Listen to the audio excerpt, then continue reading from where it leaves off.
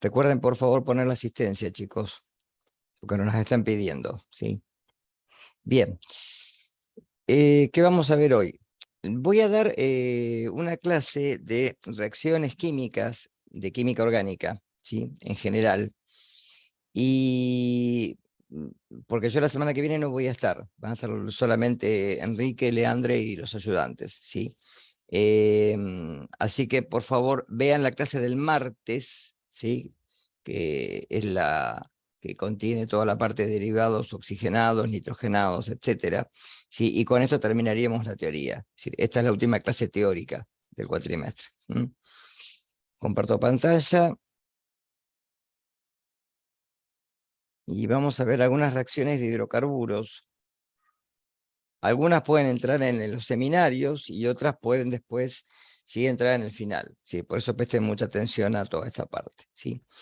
Dentro de los hidrocarburos, ¿sí? Porque bueno, van a ver después en la clase del martes, tenemos solamente, bueno, los alifáticos, los aromáticos, que ahí hago mención al benceno, y sus derivados, y después todos los derivados oxigenados y nitrogenados. Es decir, que aparte de carbono e hidrógeno, ¿sí? Pueden tener oxígeno solamente, o también oxígeno y nitrógeno. De ahí que generalmente muchos de los aminoácidos que ustedes encuentren en la naturaleza y fundamentalmente en el cuerpo humano, que son 20 los aminoácidos que tenemos y que conforman todas nuestras proteínas, contienen carbono, hidrógeno, oxígeno y nitrógeno. Esto lo van a ver todo el año que viene seguramente en química biológica, y tal vez algo hayan visto este año. Bien. Típica reacción de los hidrocarburos, la combustión. ¿Sí? Esto lo vemos todos los días cada vez que encendemos un calefactor o una hornalla de la cocina o un calefón. ¿Sí? El metano, que es el gas que ahora, bueno, nuestro país está exportando, pero que también es productor de metano, es un gas, ¿sí? Es carbono y hidrógeno 4. El metano es el combustible que se utiliza en, por ejemplo, este tipo de artefactos y que nos sirve para cocinar, para bañarnos, etcétera, ¿sí? Ahora, cualquier hidrocarburo, y esto lo tienen como ejemplo en los combustibles fósiles, ¿sí? Que se utilizan para la industria, para todo lo que es el movimiento de los automotores, ¿sí? Ustedes saben ya que es un recurso no renovable, es decir, el día que se acaben las reservas de yacimientos petrolíferos de todo el mundo, por eso el hombre está utilizando hoy estrategias alternativas, ¿sí? Como la conversión de energía solar por los paneles solares, ¿sí? Como combustibles estamos utilizando fundamentalmente combustibles que se utilizan también de la fermentación de alcoholes, etcétera, ¿sí? Es decir, que hoy en día el hombre ha aprendido, obviamente, que este recurso, al ser no renovable, en algún momento se va a terminar y vamos a tener que reemplazarlo con otra cosa, ¿sí? Pero a partir de cualquier hidrocarburo, ¿sí? Fundamentalmente el metano, el propano, el butano, ¿sí? Las naftas que tienen, por ejemplo, ¿sí? Gran cantidad de hidrocarburos de cadena lineal, ramificada, etcétera, ¿sí?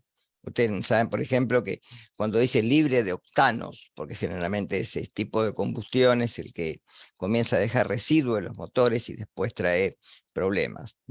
Entonces, a partir de generalmente un hidrocarburo en presencia de oxígeno, que es un comburente, es decir, que va a hacer que la reacción sea posible, ¿sí? Fíjense que, por ejemplo, si tenemos una persona que está en un incendio y tiene llamas en la ropa, ¿qué es lo primero que se hace? Como medida preventiva, rápidamente, si no tengo un matafuegos al lado. ¿Qué trato de colocarle encima para poder sofocar esas llamas?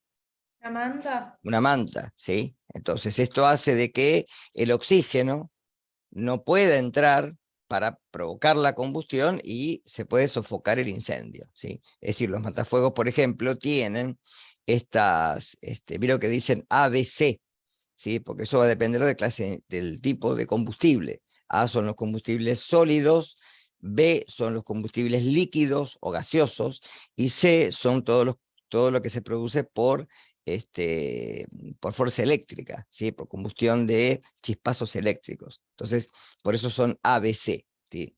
y tienen dióxido de carbono y espuma, etcétera, como para poder sofocar el incendio.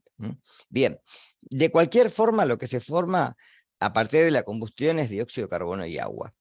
Esto lo vemos también en el metabolismo intermediario nuestro. Nosotros consumimos sin nutrientes para poder oxidarlos, ¿sí? No ya con desprendimiento de energía hacia el medio ambiente, sino que esa energía es capturada por sistemas acoplados y terminamos liberando hacia el medio ambiente dióxido de carbono y agua con la expiración, ¿sí?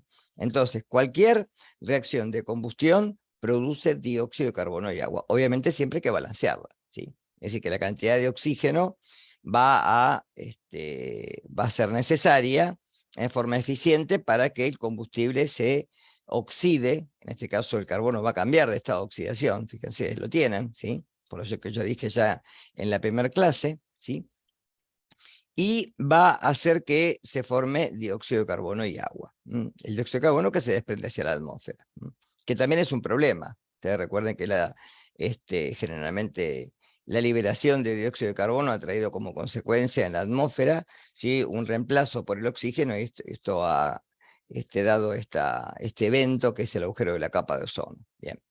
Pero igualmente, ustedes recuerden que siempre ocurre esto, cualquier reacción de combustión, ¿sí?, cuando se combustiona cualquier combustible, cualquier tipo de combustible, siempre se forma dióxido de carbono y agua. Por ejemplo, el alcohol etílico, si lo pongo arriba de una mesada y le pongo un fósforo, va a arder, ¿sí? Bien, una de las reacciones típicas que tenemos de hidrocarburos. Ahora, la combustión puede ser completa o incompleta. Ojo con esto. Es completa cuando la cantidad de oxígeno es suficiente para que se forme dióxido de carbono y agua y se desprenda una cantidad de energía. Y eso lo vemos comúnmente cuando prendemos el calefactor en casa, ¿sí? Ahora, ¿qué pasa cuando es incompleta? Es decir, cuando la cantidad de oxígeno no es suficiente. Y eso es muy peligroso, porque viene la filmina en la parte inferior, lo que se forma es monóxido de carbono, ¿sí? Y el monóxido de carbono puede traer una intoxicación por monóxido de carbono, ¿sí? Y esto hace de que como el monóxido entra y no puede salir, ¿sí?, el organismo sufra deterioro y el individuo puede llegar hasta, de alguna manera, ¿sí?, ser un desenlace fatal, ¿de acuerdo? Por eso, por ejemplo, yo que trabajé en el materno infantil, ¿cuándo pasa esto? Por ejemplo, cuando se utilizan calefactores que no tienen tiro balanceado, es decir, los catalíticos, que hacen la quema del combustible y el dióxido se libera hacia el medio ambiente, ¿sí? En este caso se puede formar monóxido y se libera hacia el medio ambiente y esto es letal, ¿de acuerdo? También pasa con algunos artefactos como artefactos como el tipo de calefones que no tienen un buen tiro balanceado, por eso hoy en día las empresas de gas insisten tanto que por ejemplo, en las cocinas haya 2 rejillas y no una, para que justamente el aire circule y no quede entrampado el monóxido de carbono dentro del ambiente. ¿Queda claro esto? ¿Sí? Entonces podemos tener combustión completa por formación de dióxido o incompleta por formación de monóxido de carbono, ¿sí? Esto lo tiene que haber escuchado, generalmente pasan todos los inviernos, cuando se combustiona mal, si cualquier tipo de combustible lo que se forma es monóxido. Bien. Acá voy a hacer referencia mucho a reacciones, que no es que estas reacciones se las vamos a evaluar fundamentalmente así en forma, pero que tienen que saber los mecanismos. Sí, pasa que química orgánica justamente tiene un tipo de mecanismos de reacción, ¿sí?, que hacen que dependiendo del hidrocarburo y de los enlaces que tenga, sean más ricos para cierto tipo de reacciones. Por ejemplo, en el caso de los alcanos, como son hidrocarburos saturados, esto ya lo mencioné en la primera clase, ¿qué dice saturados? Que todos los enlaces distintos de carbono-carbono están completos con hidrógeno, ¿sí? Desde el metano en adelante, todos los hidrocarburos, ¿sí?, que son alcanos, son saturados, es decir, no presentan ni dobles ni triples enlaces. Eso hace que la única forma de poder ingresar otro átomo en la molécula, ¿sí?, sea, o otra molécula, un radical, por ejemplo, sea únicamente por sustitución, es decir, sacar un hidrógeno, sustituirlo, y agregar otro elemento. Un mecanismo es el de halogenación. Ahí lo tienen, la palabra. Recuerden que los halógenos son los que están en el grupo 17. Flúor, cloro, bromo, yodo, hasta ahí. ¿Sí? El yodo con mucho impedimento estérico, porque al ser muy grande es más complejo poder ingresarlo dentro de una molécula. ¿Sí? El cloro, el bromo son los más fáciles, y el flúor también, pero el flúor es muy reactivo, entonces a veces complica mucho más poder hacer enlazarlo. Bien, en este caso, por ejemplo, para que podamos sustituir un hidrógeno por cloro, la reacción lleva varios pasos, no es en un solo paso. De ahí que la reacción general es metano, por ejemplo, por un ejemplo, puede ser cualquiera, más cloro gaseoso, que me da clorometano, ¿sí? Que es un halogenuro de alquilo, más ácido clorhídrico. Fíjense que este hidrógeno que está en el azul se reemplaza por un átomo de cloro, y el otro átomo de cloro forma con este hidrógeno ácido clorhídrico, ¿sí? En una reacción típica se va a formar un 57%, por ejemplo, del derivado en el cual el cloro está en el segundo carbono, ¿sí? Y un 43% donde el derivado va a estar en el carbono terminal. Esto, por ejemplo, para el propano. Por ejemplo, para este sería, recuerden, si tiene 1, 2, 3, sería el metilpropano, ¿de acuerdo? O 2-metilpropano. Igual el 2 acá no tiene sentido, porque si estuviera en un carbono terminal sería el butano. Esto tiene que ver mucho en la práctica de nomenclatura, por favor. Se va a formar un 64% del derivado que tiene el cloro en un carbono central, en un carbono terciario, ¿sí? Y un 36% en un carbono terminal, un carbono primario. En cambio, por ejemplo, para el bromo, fíjense, a diferencia del cloro, en el propano se forma un 3% del bromo propano y un 97% del 2-bromo propano, ¿sí? Esto va a depender de la industria, de lo que se quiere obtener, ¿sí? Y siempre la cloración del metano puede lograrse mediante ruptura homolítica, es decir, en los enlaces carbono-carbono se hace por acción de cloro con temperatura o luz, ¿sí? Acá hay que poner energía para que esta reacción se lleve a cabo. Y se da por etapas. 3 etapas. Esto sí lo tomamos en los finales. Por ejemplo, la primera etapa es la de iniciación, en donde el cloro, al ser un gas, está unido cada átomo de cloro mediante un enlace simple covalente. Este enlace se tiene que romper. Acá generalmente agrego energía. Y se forman 2 radicales cloroactivos que tienen un electrón desapareado. Esta etapa se denomina de iniciación. Cuando el cloro activo, este radical, ataca a una molécula, en este caso de metano, lo que va a hacer es sustituir un hidrógeno por el cloro, dejando un radical metilo reactivo. Dicho radical metiloactivo va a atacar a cualquier molécula de cloro gaseoso que se encuentre en el recipiente, formando el derivado, el clorometano, más otro cloro reactivo. Fíjense que el inicio de la reacción es el mismo que termina como producto del reactivo, deja el mismo producto. ¿Por qué se denomina propagación? Porque mientras haya reactivos en el recipiente de reacción, ¿sí? Que esto se hace como son gases, obviamente en un recipiente cerrado y a dicha temperatura, la reacción se sigue propagando, ¿sí? Pero ¿hasta cuándo? Hasta cuando se comienzan a terminar los reactivos. ¿Qué puede pasar? En la terminación pueden pasar 3 cosas. O que 2 moléculas de cloro reactivo se unan entre sí formando cloro, porque se acabó el metano. Que una molécula, ¿sí? En este caso un radical, en este caso metilo, se una con un radical cloro y forme clorometano, un producto deseable. o que dos radicales metileno se unan entre sí y formen, en este caso, etano, un producto generalmente que sería no deseable. ¿Está claro? Por eso generalmente, fíjense que acá el flúor y el yodo no suelen enlazarse. El primero producir reacciones violentas, lo acabo de decir, y el segundo puede producir reacciones demasiado lentas porque es muy grande. ¿Está claro? ¿Quedó esto?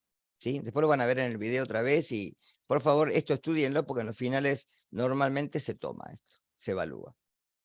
Entonces, 3 etapas. Iniciación, propagación, que esto sigue mientras haya reactivos para que se produzca la reacción, y terminación, cuando ya se comienzan a terminar algunos de los reactivos y las reacciones se dan entre los radicales que quedan en el recipiente. Ahí tienen un GIF. Esto seguramente después les voy a dejar entero el PowerPoint de la plataforma. Igual esto lo pueden encontrar en internet. ¿Está? Se dimeriza, se forma el clorometano y comienza luego la reacción. Bien.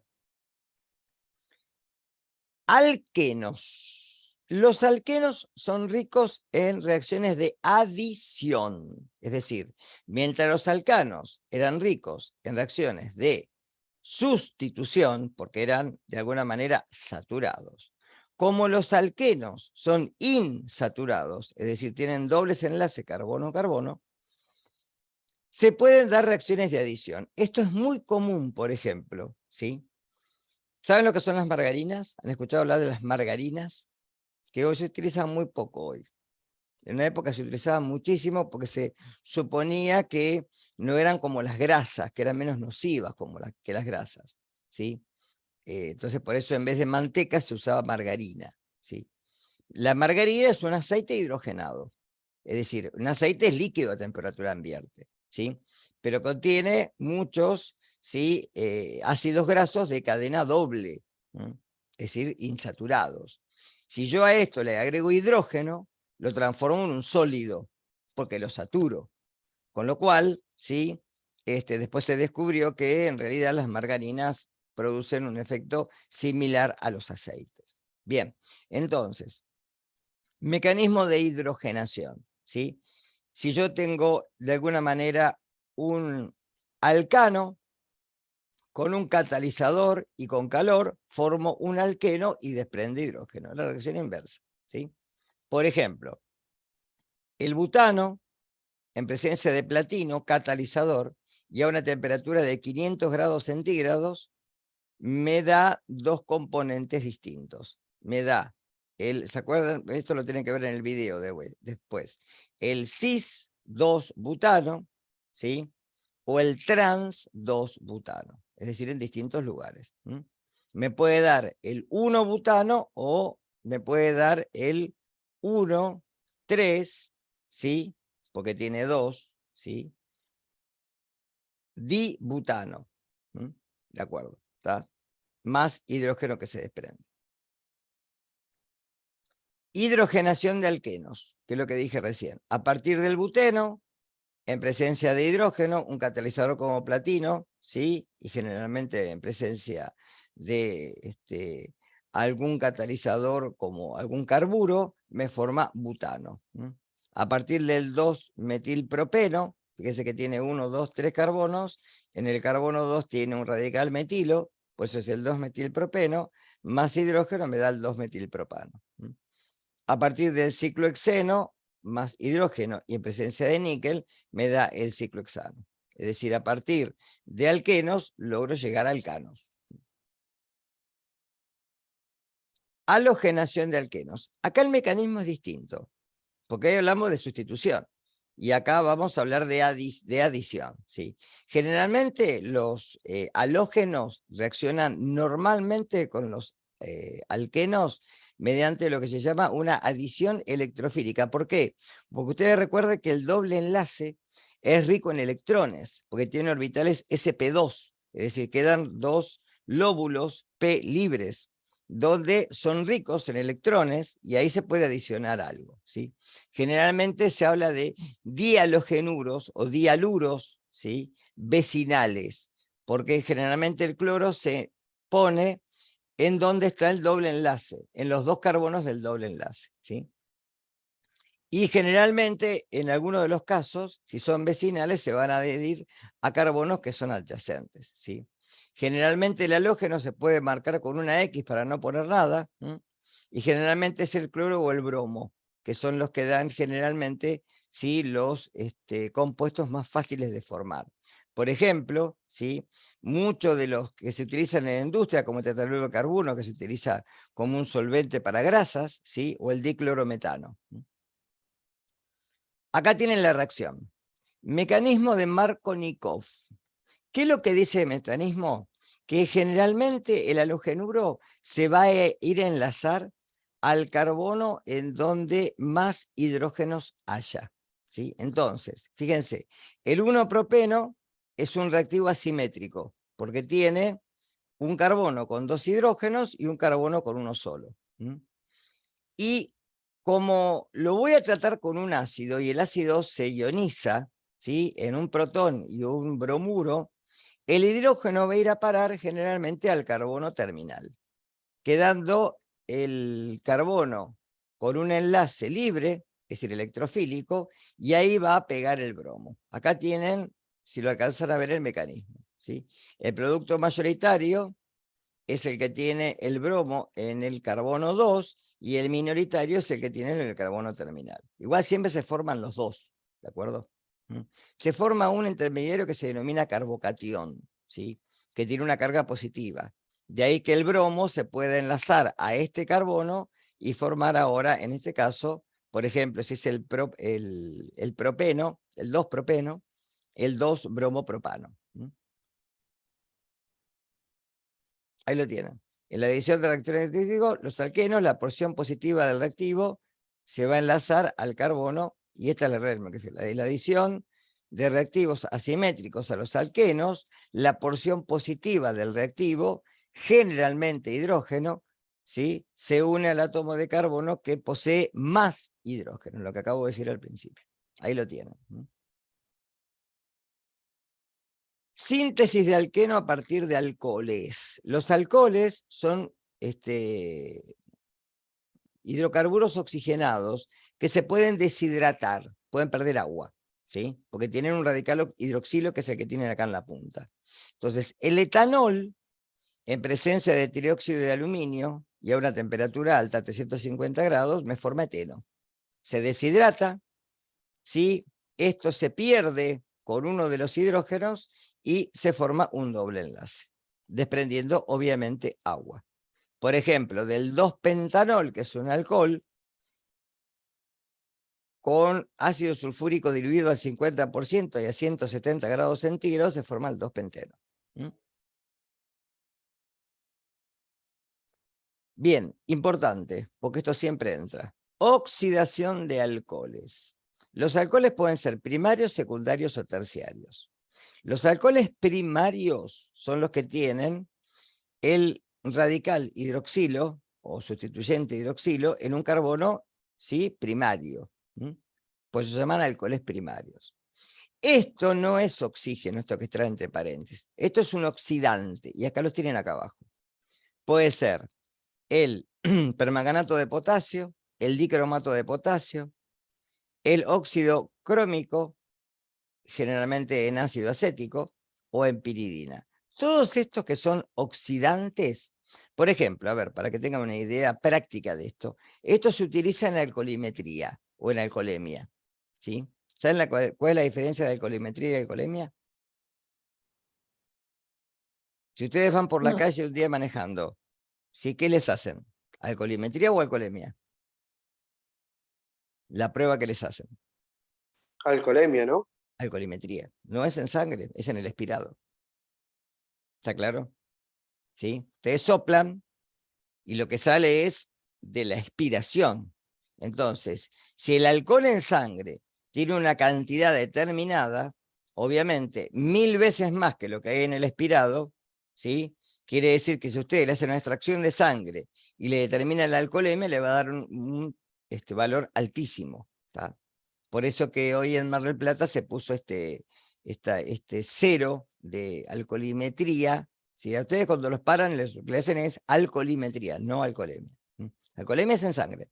Le tienen que hacer una muestra de sangre tomar una muestra de sangre venosa y de ahí hacer el análisis. El análisis es el mismo, porque lo que se hace es al etanol que está en sangre o que está en el expirado, el alcoholímetro tiene esta particularidad, tiene electrodos, determina por una reacción de óxido de reducción la presencia de alcohol. Y se usa generalmente permanganato de potasio, el segundo reactivo que tienen acá.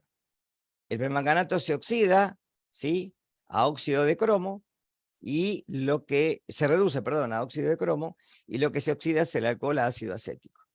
Y esto determina si tienen alcoholimetría en sangre positiva o no, es decir, mayor a 0, hoy en día. Antes era mayor a 0,5. Para los conductores comunes, para los conductores profesionales tiene que ser menor a 0,25. Bien, entonces, un alcohol primario cuando se oxida con cualquiera de estos oxidantes, primero se oxida aldehído, ¿sí? Es la primer parte. Si lo sigo oxidando, se oxida ácido. Por ejemplo, si esto fuera metanol, se va a oxidar a metanal y después a ácido metanoico. Si coloco un oxidante suave o en baja concentración, me queda en aldehído. Si lo sigo oxidando, me queda en ácido. Esto es muy común con el vino, chicos.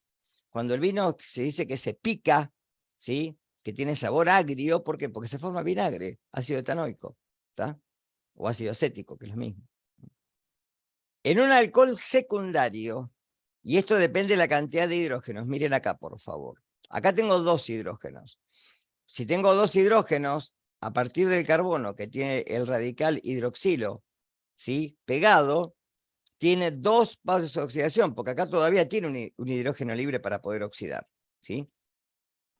En el caso de un alcohol secundario, como hay un solo hidrógeno libre, solamente se oxida a una cetona, que tiene un carbono carbonilo igual que el aldehído. Pero me queda el oxígeno en una posición, ¿sí?, en donde está en el carbono adyacente al carbono principal. O en un carbono, por ejemplo, si esto fuera el pentano, me forma la dietilcetona o la pentanona.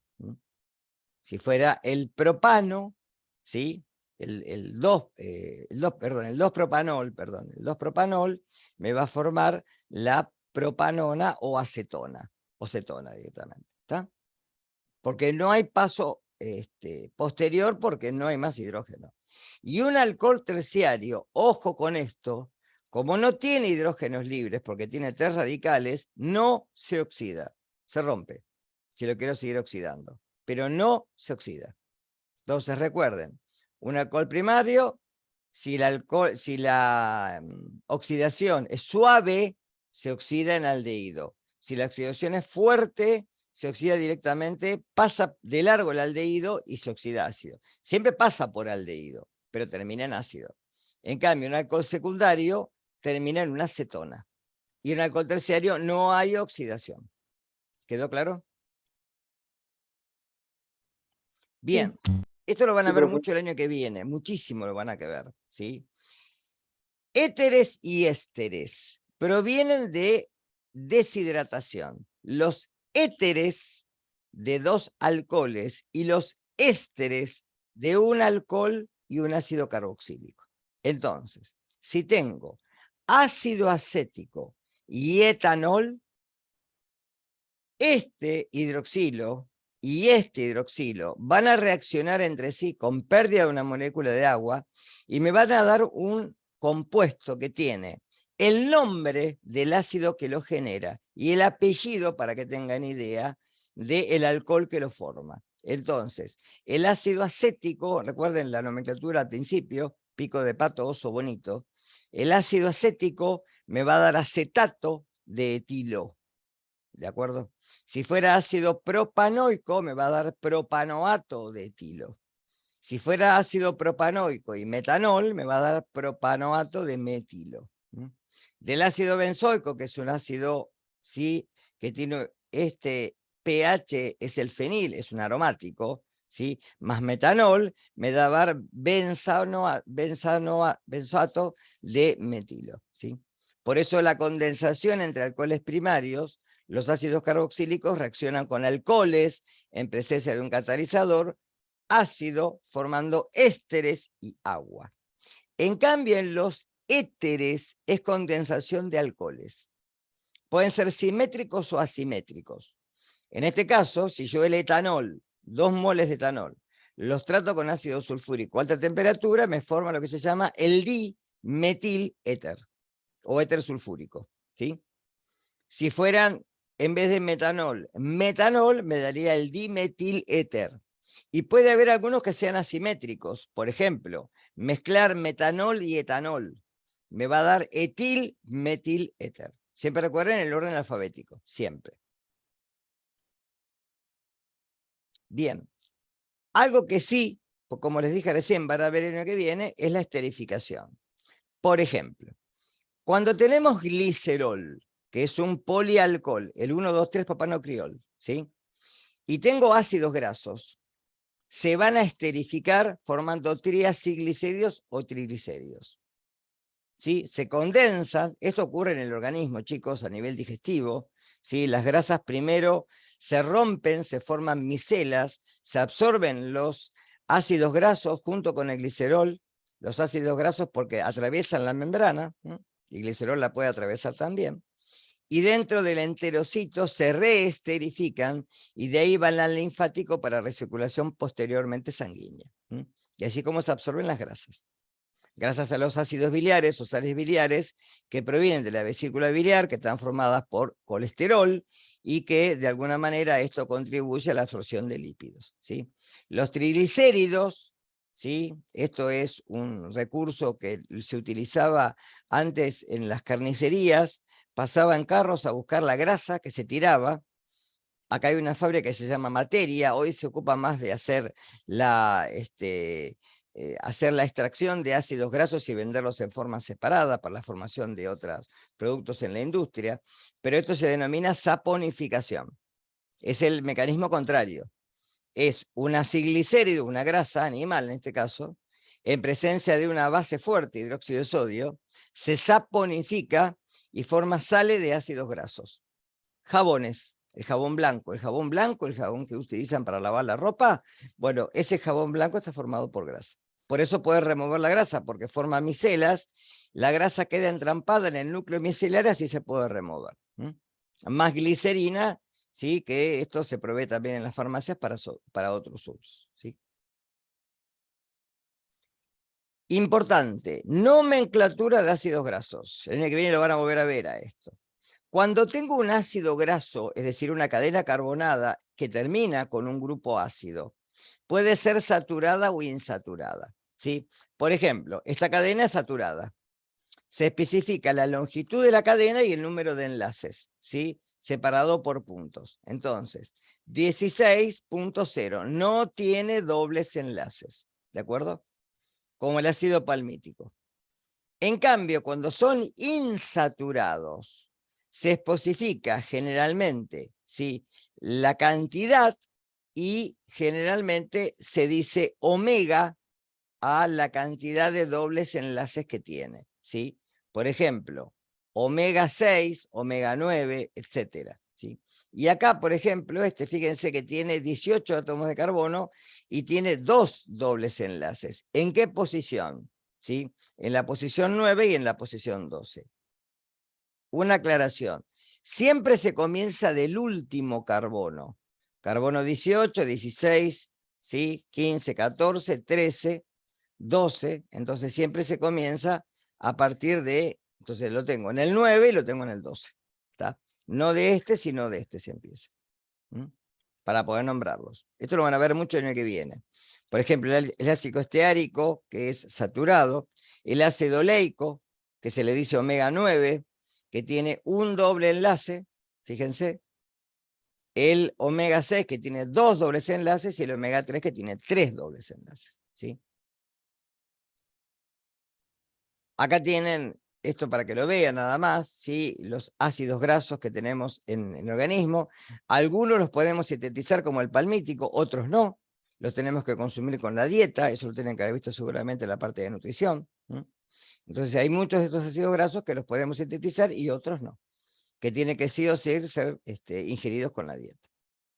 Bien, y lo último. En los hidrocarburos aromáticos, o sea, ya vimos, alcanos, sustitución. Alquenos y alquinos, que es lo mismo, adición. ¿Qué pasa con los hidrocarburos aromáticos? Que tienen tres dobles enlaces, pero no permiten ¿sí? Adición. Porque yo si le pongo algo y logro romper ese doble enlace, ya pierdo el carácter de aromaticidad. Con lo cual lo único que puede hacer es sustitución, y en este caso, como el anillo es rico en electrones, se dice aromática electrofílica, ¿de acuerdo? Porque busca justamente los electrones dentro del anillo, ¿sí? Es la reacción más importante de compuestos aromáticos, ¿sí? Lo que se llama SAE, sustitución aromática electrofílica. Vuelvo a repetir, ¿sí? Esto es, ¿qué es un electrófilo? Reacciona con un anillo aromático, sustituye uno de los hidrógenos. No puedo hacer otra cosa. Porque si ustedes ven el video de la clase que voy a dejar el martes, cada carbono tiene un hidrógeno. Ese hidrógeno se sustituye y se le puede agregar algo, ¿sí? Se puede halogenar flúor, cloro, bromo, ¿sí? Yodo y astato. Se puede nitrar a partir de la reacción con ácido nítrico formando ion nitronio. Se puede sulfonar a partir del ácido sulfórico que deriva del ácido sulfúrico. Y se puede alquilar, es decir, sustituir por un grupo alquilo, o sea, un radical metilo, etilo, etc. ¿sí? O otro radical fenilo. Todas estas reacciones, ¿sí? Se pueden llevar a cabo seleccionando reactivos y condiciones apropiadas. Por eso, la química aromática dentro de la química orgánica es una química totalmente especial. No sigue las reglas que siguen los otros, ¿sí? Derivados, ¿sí? Oxigenados y, de alguna manera, los alcanos y alquenos, ¿sí? Son reacciones muy típicas, ¿sí? Yo acá voy a hacer un resumen porque esto da para por lo menos 5 o 6 clases, ¿sí? Para que vean todo esto y no es para la competencia de ustedes. Solamente quiero que lo sepan porque fundamentalmente van a ver el año que viene que hay muchos de los aminoácidos que tienen, ¿sí? Radicales fenilos, es decir, derivados del benceno, ¿sí? Como el benceno cuando es un radical se lo denomina fenilo y se escribe como fenil dentro de la cadena, ¿sí? Y no es grupo principal, sino que es un radical, ¿sí? Centro con exceso de electrones, por eso es un nucleófilo. Un reactivo con defecto de electrones se denomina electrófilo, junto con un catalizador y varias reacciones intermedias, que no las vamos a ver, se da una sustitución del hidrógeno por el reactivo, que en este caso es electrofílico o electrófilo. Busca electrones dentro del anillo, ¿sí? Un reactivo con defecto electrónico ataca a la nube pi que está dentro de la anilla, del benceno, que es rica en electrones, lo que acabo de decir, para dar un derivado del benceno, y la aromaticidad no se pierde, por eso digo, no se rompen los dobles enlaces. Sigue siendo resonante, ¿sí? Y se sustituye un hidrógeno por un grupo funcional. Se pueden sustituir varios hidrógenos, ¿sí? Por ejemplo, el trinitrotolueno es un explosivo. Entonces tiene el tolueno, o sea, el metilbenceno, con 3 hidrógenos no adyacentes nitrados. Y es un explosivo muy potente. Acá tienen algunos ejemplos para que los vean nada más, ¿sí? Por ejemplo, el ejemplo de nitración, el benceno en presencia de ácido nítrico, que se forma el ion nitronio con carga positiva, y en medio fuertemente ácido con ácido sulfúrico, me da el nitrobenceno más agua. En la halogenación, el benceno se trata con cualquier halógeno, en este caso cloro, y en presencia de un catalizador, que es el cloruro férrico, me da clorobenceno más clorhídrico. En la sulfonación se utiliza ácido sulfúrico y trióxido de azufre y se forma el sulfonio benceno. Y en la alquilación, el clorometano, en presencia de cloruro de aluminio, me da cloruro de el tolueno o metilbenceno, que es lo mismo, más ácido clorhídrico. Para que tengan ejemplos nada más, ¿sí? Y como dije recién, fíjense que todas las moléculas biológicas, ¿sí? y muchas de las principales son ricas en aromaticidad. Por ejemplo, la vitamina D3, ¿sí? Fíjense que tiene radicales que tienen anillos, ¿sí? La vitamina C o ácido ascórbico también tiene anillos y grupos hidroxilos. La testosterona, esta la van a ver el año que viene cuando vean química biológica, las hormonas sexuales. Esta es la hormona que da los caracteres masculinos y es derivada de un derivado lipídico que es el colesterol, el ciclopentano perirofenantreno, ¿sí? Todas las hormonas sexuales dependen del colesterol, que es un esteroide en sí. Por eso se denominan hormonas esteroideas, ¿sí? La vitamina B3 y bueno, y la vitamina B12, que tiene grupos porfirínicos, igual que la hemoglobina. Y hasta acá. Bueno.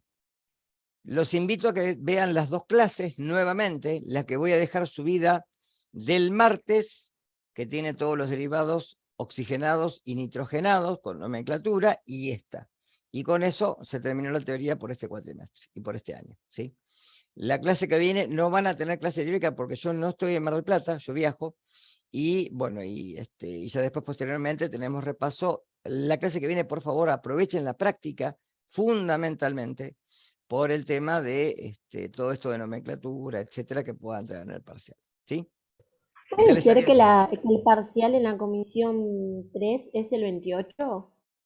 La verdad, habría que preguntarles a los chicos porque seguramente se va a tomar en la práctica. No creo que se tome en la teoría. Ah, claro, por eso, porque a nosotros nos dijeron que era el viernes 28. Sí, si se le dijeron Creo que es eso es porque va a 28. ser el viernes 28, sí.